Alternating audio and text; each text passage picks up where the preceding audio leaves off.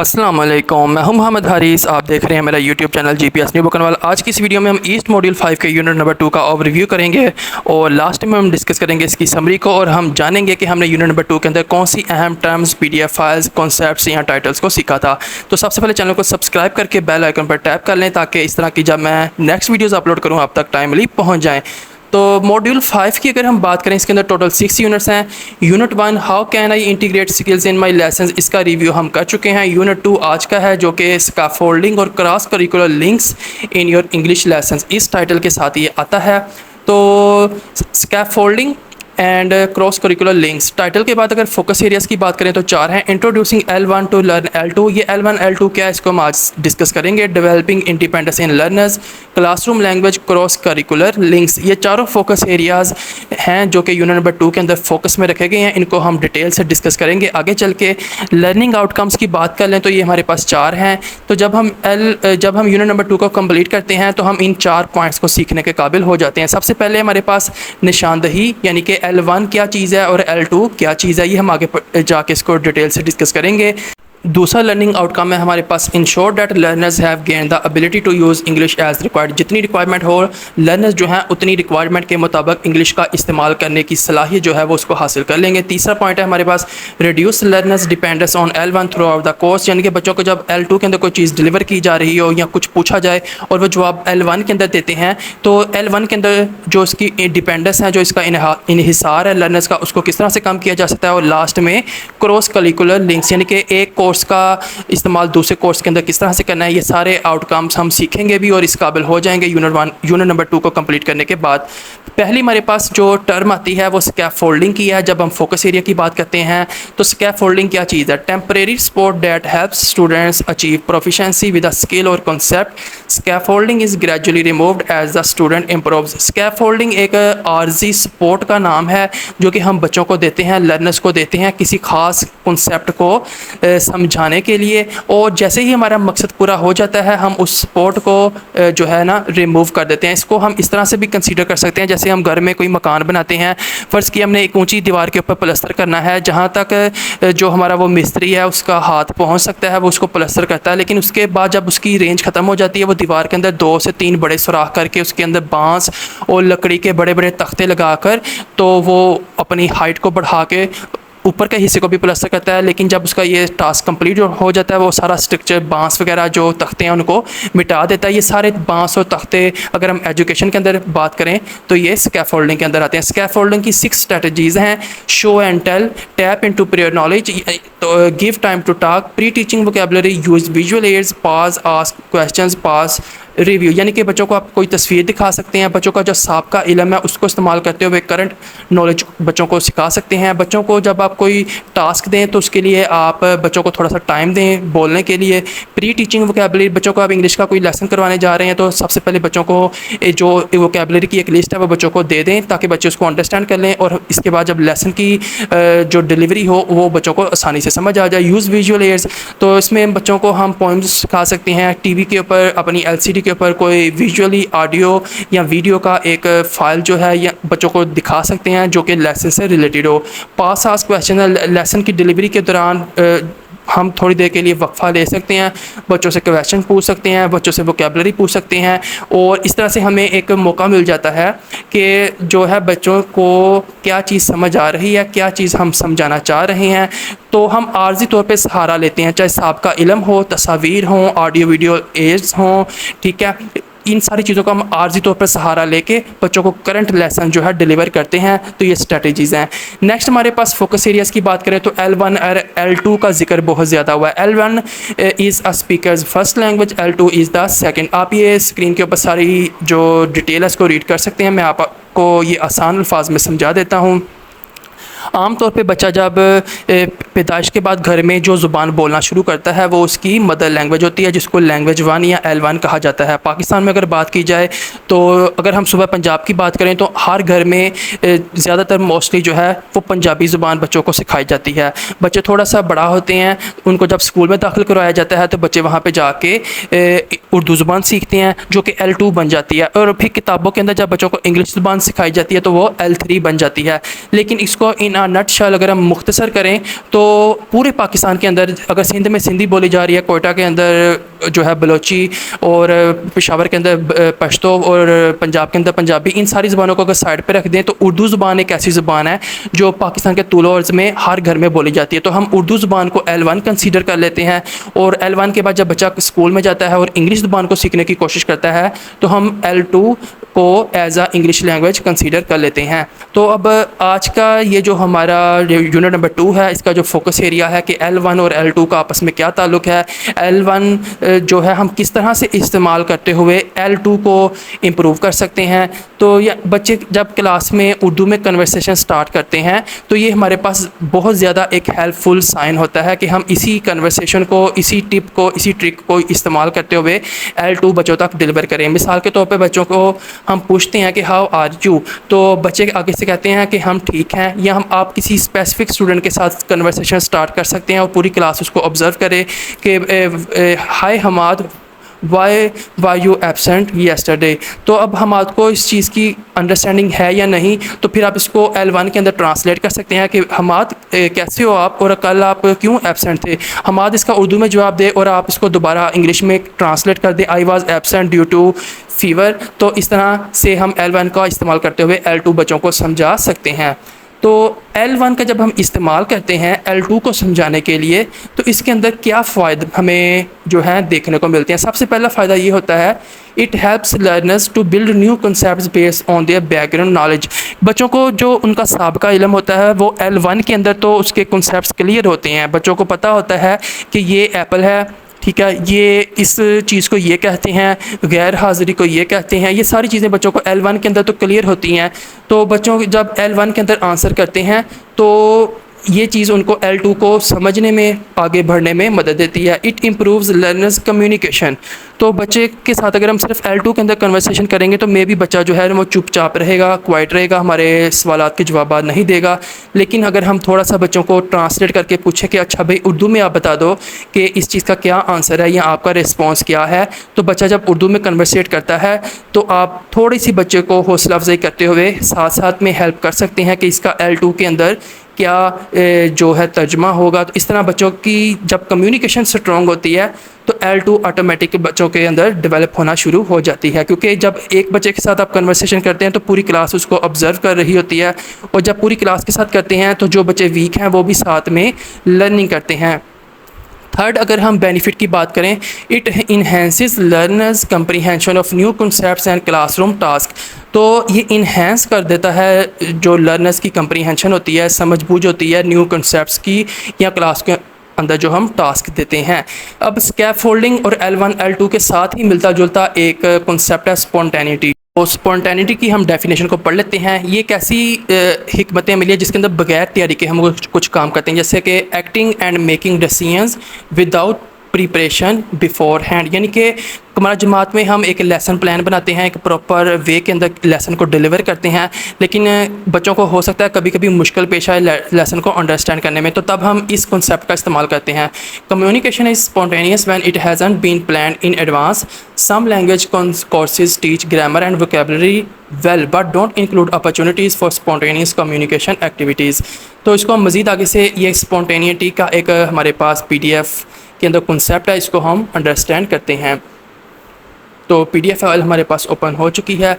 देखिए, हमने बच्चों को वोकैबुलरी भी सिखा दी, ग्रामर भी हमने बच्चों को सिखा दी, टेंसेस भी सिखा दी, वर्ड फॉर्म ऑफ वर्ब्स भी सिखा दी, लेकिन इनको हम प्रैक्टिकल कैसे क्लास में करें कि बच्चों को ये चीज़ समझ आ जाए कि इसका इस्तेमाल कैसे करना है। तो एक छोटी सी मिसाल है, read and practise the given dialogue. हम इस डायलॉग को एज आप समझ लें कि मॉडल क्लास में यूज़ कर सकते हैं, और इससे मिलता जुलता डायलॉग खुद से भी क्रिएट कर सकते हैं। ये हम दो बच्चों के दरमियान डायलॉग है, इसको रीड करते हैं। जैसे माहम कहती है कि hello Sidra, how are you. इसके अंदर बच्चों को जब हम ये डेमो करवाएंगे तो बच्चे देखेंगे कि हाउ आर यू का क्या मतलब है, हेलो, और किस तरह से हम कन्वर्सेशन को स्टार्ट करते हैं। अब सिद्रा कहती है not so great, speaks with a low voice, what about you. भाई मैं तो थोड़ी ठीक नहीं हूँ, तुम कैसी हो। Maham I am fine but what happen to you, you were absent yesterday. मैं तो ठीक हूँ लेकिन तुम्हें क्या हुआ, तुम कल गैर हाजिर थी। Sidra, I got fever 2 days ago, I have recovered now but I still feel weakness. भाई उसे बुखार हुआ था और वो कमज़ोरी महसूस कर रही है। Maham, you should take care of your health, eat a healthy diet and drink plenty of water, did you see a doctor. तो इसके अंदर वो उसको बता रही है माहम कि भी तुम अपनी सेहत का ख्याल रखो, अच्छी खुराक खाओ, पानी पियो, क्या तुमने डॉक्टर को दिखाया? तो सिद्रा कहती है yes Maham, he gave me some medicine, हाँ मैंने दिखाया था, मुझे उसने कुछ अद्वियात दी हैं। आई विल बी बेटर सोन माहम, माशाल्लाह, ब्लेस यू विद हेल्थ। सारा, थैंक यू, इंशाल्लाह। अब ये जो कन्वर्सेशन हुई है इसका फॉर्म ऑफ वर्ब्स के साथ, वोकेबलरी के साथ, जो टेंसेस हैं उसके साथ कोई ताल्लुक़ नहीं है। ये बुक के अंदर हम मतलब इसको किसी भी चीज़ के साथ रिलेट नहीं कर सकते, लेकिन हमने अलग थलग करके बगैर किसी तैयारी के ये एक कन्वर्सेशन की। जहाँ बच्चा उर्दू में जवाब दे हम उसकी हेल्प कर सकते हैं कि वो इंग्लिश में जवाब दे। तो ये बगैर तैयारी के एक मॉडल लेसन की डिलीवरी थी। सेकंड हम बात कर लेते हैं सर यासर, अस्सलाम वालेकुम स्टूडेंट्स, हाउ आर यू। ये भी एक रैंडम एक कन्वर्सेशन है, तो बच्चे इससे बहुत कुछ सीखेंगे। स्टूडेंट्स कहते हैं वालेकुम अस्सलाम, वो या फाइन सर। अब मे भी बच्चे कह सकते हैं कि सर हम ठीक हैं, तो सर उनको कह सकता है कि बच्चों please repeat like this, we are fine sir. तो बच्चे जब इसको रिपीट करेंगे तो इसको सीखेंगे भी। Sir Yasir, students do you know what national event is coming on March 23? Hassan, yes sir, it is Pakistan day. Sir Yasir, now who will tell me why we celebrate this day? Ali, sir, we celebrate Pakistan Day to remember the Lahore Resolution of 1940. This resolution proposed the idea of an independent state of Muslims. Therefore, it is also called the Pakistan Resolution. Maybe जो अली है वो अटक कर या अपनी L1 के अंदर, language 1 के अंदर इसका आंसर करे, तो टीचर जो है इसकी ट्रांसलेशन कर सकता है, जिससे पूरी क्लास इस जवाब को सुनने के बाद बहुत कुछ सीखेगी। सारी असर क्या कहते हैं? गुड अली। उस्मान आगे से सवाल पूछता है कि where was the event held? सारे असर क्या कहते हैं? It was held at Minto park, Lahore, Minar Pakistan. We are arranging a speech competition about this, I would like all of you to come and participate. तो सारे असर कहते हैं कि भाई इसी मुनासबत से हम एक तकरीरी मुकाबला करेंगे और मैं चाहता हूँ कि आप सब आएँ और इसमें हिस्सा लें। स्टूडेंट्स क्या कहते हैं? Okay sir. अब ये बिल्कुल लेसन से हट के यूनिट 1 क्या था, उसकी स्टोरी क्या थी, उसके एक्सरसाइज के अंदर क्वेश्चंस क्या थे, ये सारी चीज़ें रूटीन वर्क हैं। तो स्पॉन्टेनिटी के अंदर जो हम एक ऐसा काम करते हैं जिसकी हमने पहले से कोई तैयारी नहीं की होती। हम बच्चों के साथ एक मुकालमा कर सकते हैं, बच्चों के साथ बातचीत कर सकते हैं। इंग्लिश के अंदर हम स्टार्ट कर सकते हैं। अगर बच्चों को समझ ना आए तो हम अपने ही सवाल की उर्दू ट्रांसलेशन कर सकते हैं। बच्चे जब जवाब दें, उर्दू में जवाब दें, तो बच्चों की हम हेल्प कर सकते हैं कि आप इसको इंग्लिश में किस तरह से जवाब देंगे। लेकिन पूरी क्लास के अंदर अगर 1 या 2 बच्चे भी आपको L2 के अंदर रिप्लाई करते हैं तो ये पूरी क्लास की लर्निंग को जो है इन्हांस कर देता है। तो ये स्पॉन्टेनिटी का कॉन्सेप्ट था, उम्मीद है आपको समझ आया होगा। इसके अंदर हमने 2 मिसालें दी जो कि हमारे यूनिट नंबर 2 में गिवन थी। तो हमने बेसिकली भी 3 चीज़ें सीख ली हैं। स्कैफोल्डिंग सीख ली है, L1 और L2 ये हमारे फोकस एरियाज़ थे। L1 भी हमने सीख लिया कि ये मदर टंग होती है, L2 जो भी हम मदर टंग के बाद सीखते हैं, और लास्टली हमने स्पॉन्टेनिटी सीखा।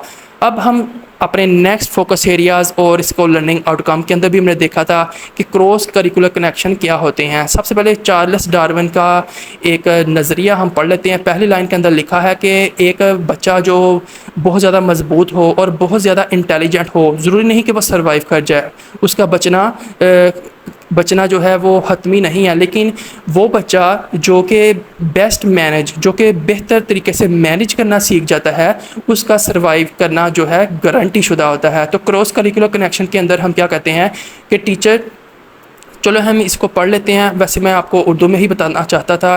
Cross curricular connections enable the teacher to connect knowledge, principle and values from different school subjects to facilitate the teaching of a particular topic और थीम।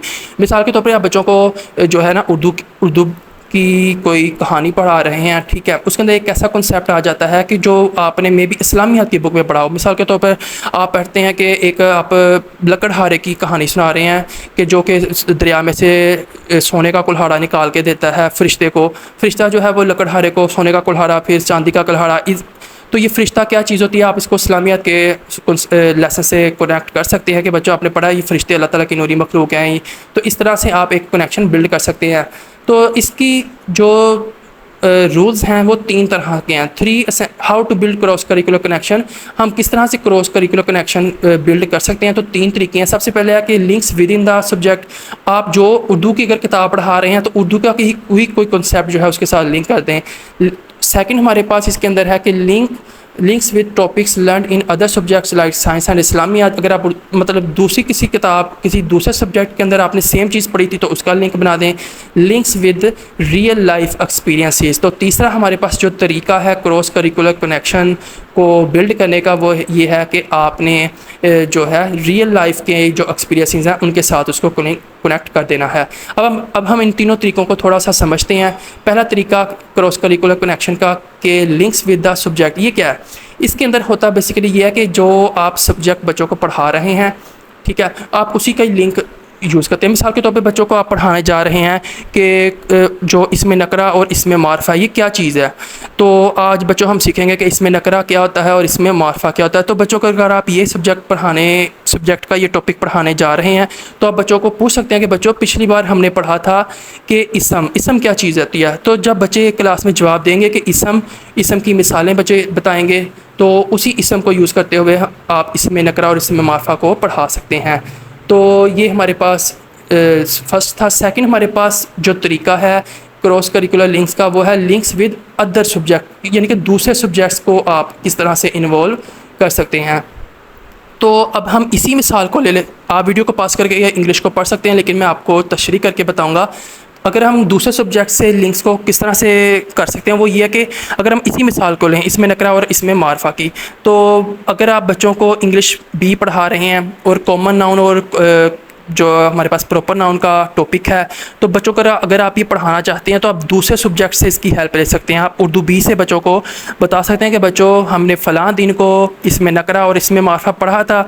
बच्चों की तरफ से रिस्पॉन्स आएगा, फिर आप बच्चों से क्वेश्चन कर सकते हैं। बच्चों कोई बच्चा बताएगा इसमें नकरा किसे कहते हैं, फिर उसकी एग्जांपल्स, इसमें मारफा किसे कहते हैं, फिर उसकी एग्जांपल्स, और लास्ट में आप बच्चों को कह सकते हैं कि बच्चों ये जो इसमें नकरा है इसी को ही बेसिकली कॉमन नाउन कहते हैं इंग्लिश में, और ये जो इसमें मारफा है इसी को ही हम प्रॉपर नाउन कहते हैं इंग्लिश में। तो बच्चों को अगर हम सिर्फ इंग्लिश के अंदर यही कॉन्सेप्ट पढ़ाते कि what is common noun and what is proper noun, तो बच्चों के लिए तो थोड़ा टफ हो सकता था, टाइम कंज्यूमिंग हो सकता था। लेकिन जब हमने वही चीज़ किसी दूसरे सब्जेक्ट में जो ऑलरेडी वो सीख चुके थे इसके अंदर अप्लाई की, तो बच्चों ने जल्दी से इस चीज़ को पिक कर लिया कि वाकई भाई हमें तो अब याद हो गया कि कॉमन नाउन क्या होता है, प्रॉपर नाउन क्या होता है।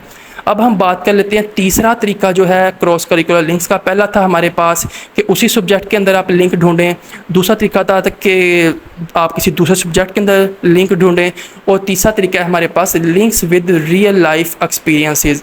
तो अगर आप कोई कंसेप्ट, जैसे इसी हम मिसाल को आगे बढ़ाते हैं इसमें नकरा और इसमें मारिफा की, तो हम एक जो है आप समझ लें कि एक मिसाल देते हैं कि बच्चों अहमद जो है वो अतवार वाले दिन बाग में सैर करने गया। क्या आप मुझे बता सकते हो कि इस पूरी लाइन के अंदर जो अहमद है वो क्या चीज़ है? तो बच्चे बताएंगे कि सर ये हमारे पास एक इसम है, बाग भी हमारे पास एक इसम है। फिर आप थोड़ा सा आगे बढ़ सकते हैं कि बच्चों क्या बाग जिसमें वो गया इसमें बताया गया है कि वो बाग कहाँ पर है, उस बाग का नाम क्या है? बच्चे बता सकते हैं कि हमें इस बाग नहीं, ये तो मेंशन नहीं है। फिर आप बता सकते हैं अगर हम इस तरह से बोले कि अहमद कल या पिछले इतवार शालामार बाग गया, तो अब क्या बाग का नाम मौजूद है? तो बच्चे कंसीडर कर लेंगे वाकई भाई ये शालामार बाग या बाग जिना जो भी आप इस्तेमाल कर रहे हैं जी सर ये तो हमें समझ आ गई। तो इस तरह आप बच्चों को बता सकते हैं कि सादा जो बाग का लफ्ज़ था वो कॉमन नाउन था, और अगर हम शालामार बाग कहते हैं, बाग जिना कहते हैं,